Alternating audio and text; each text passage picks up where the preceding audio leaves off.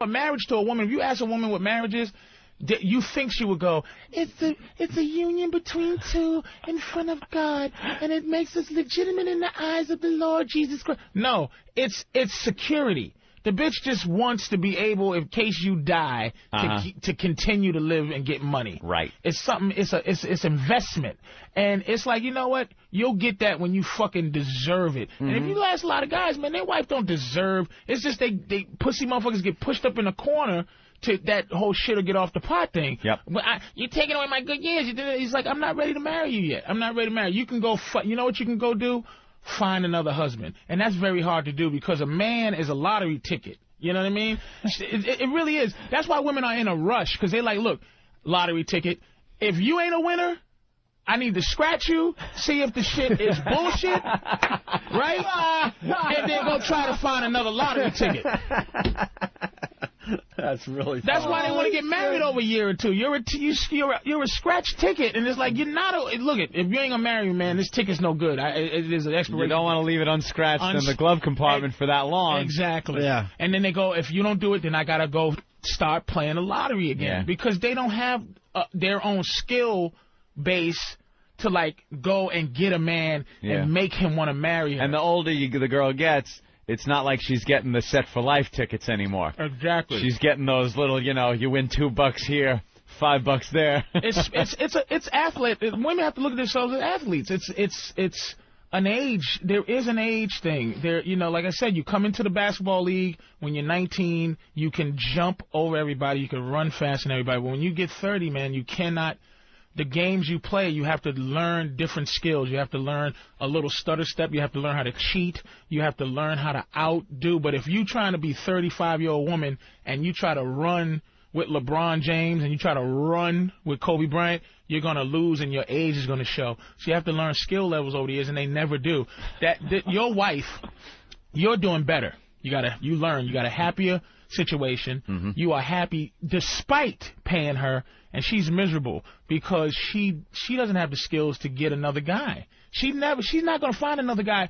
Find another guy that's going to put up with her is the lottery. How many people will hit the lottery fucking twice in their life? You understand? Just none. So you was it. Listen to what happened to John. John? Hey, good morning, guys. How are you? Hey. Friend of mine got a loan right out of college, took all the money, and built a house. He literally designed it from the ground up and went over there and worked on it every night after he got out of work. So he gets married a couple of years later. His wife moves into his house. He comes home from work one night, finds his wife in his bed with another guy. She files for divorce from him.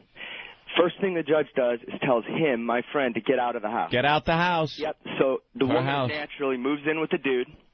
And by the way, my friend has to pay all the bills the whole time. He's got to pay the mortgage. He's got to pay all the utilities.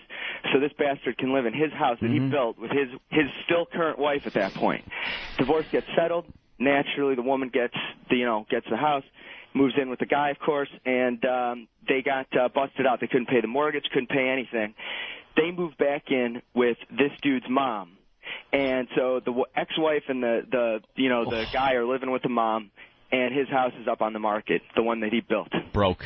Yep, totally. Great. Everybody's broke, right? My friend he didn't even want it anymore during the divorce because he couldn't even afford to pay the bills anymore. Go from starting out, young guy, trying to be successful, to being broke. I was renting a house in Huntington. Thank God I didn't own a house, and thank God we didn't have kids. That's the two things that are like, thank you, God. Or there would be a connection forever. Yeah, forever. So we had a house out in Huntington, Long Island.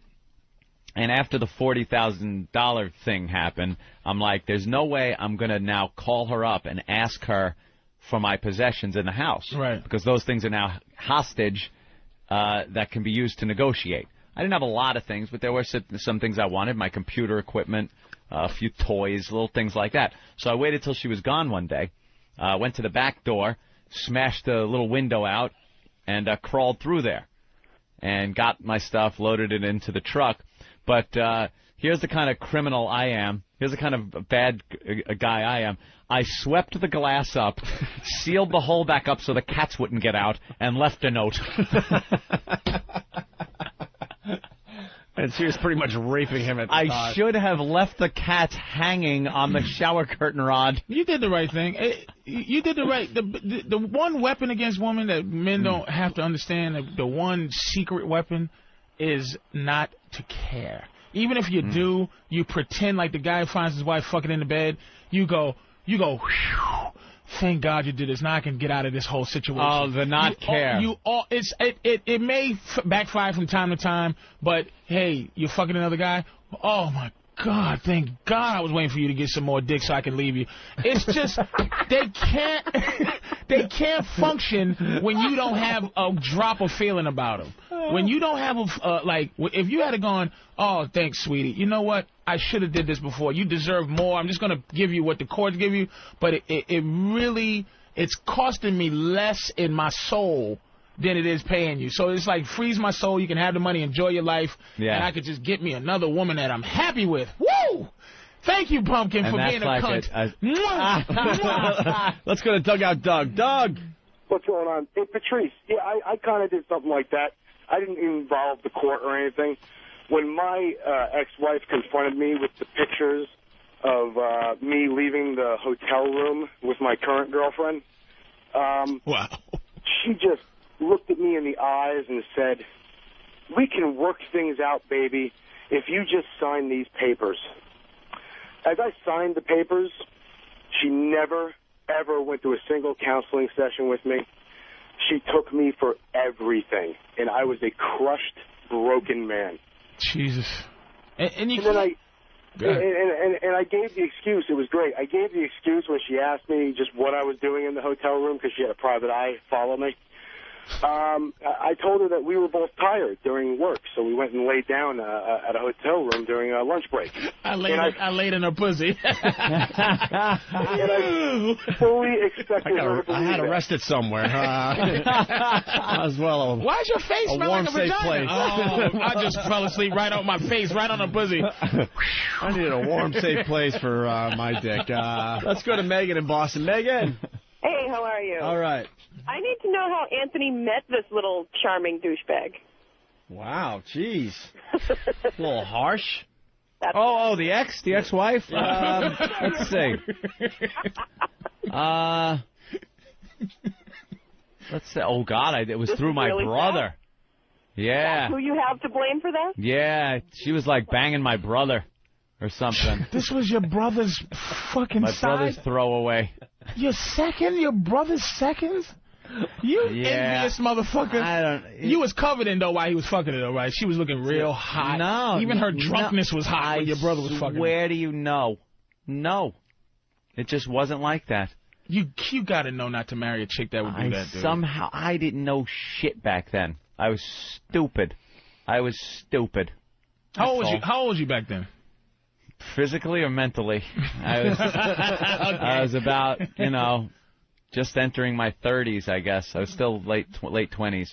Yeah. But, I was still, with me, my brother, and our band thinking, we were going to be the next rock stars and just working just enough to make enough money to have it crumpled up in my pocket for the bar. And, so I wasn't Mr. Responsibility. I thought being married would boost me to the next level where I would then kind of become like an adult, because I still, no matter where I went, I was a kid. Yeah.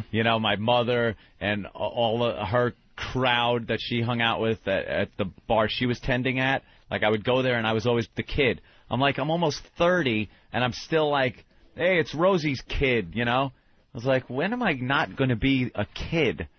And I thought maybe that would propel me to this level of manhood, adulthood. Right. Chuck, Albany, what's up? Hey, O&A. Hey. Patrice, you kick ass, man. Hey, file for divorce in March, real quick, fellas. Paternity test in April. Test came back on my two kids, found out they weren't mine in June. I have to pay that con $684 weekly. Weekly. For child support on kids that aren't even his biologically. New York State law, man. New York State law. Once those kids, after the age of 4 years old, man, that's it. You're fucked. You got to pay till they're 18 or till they finish college. For kids that ain't yours? For kids that ain't mine. And I filed for the divorce and was granted a divorce due to...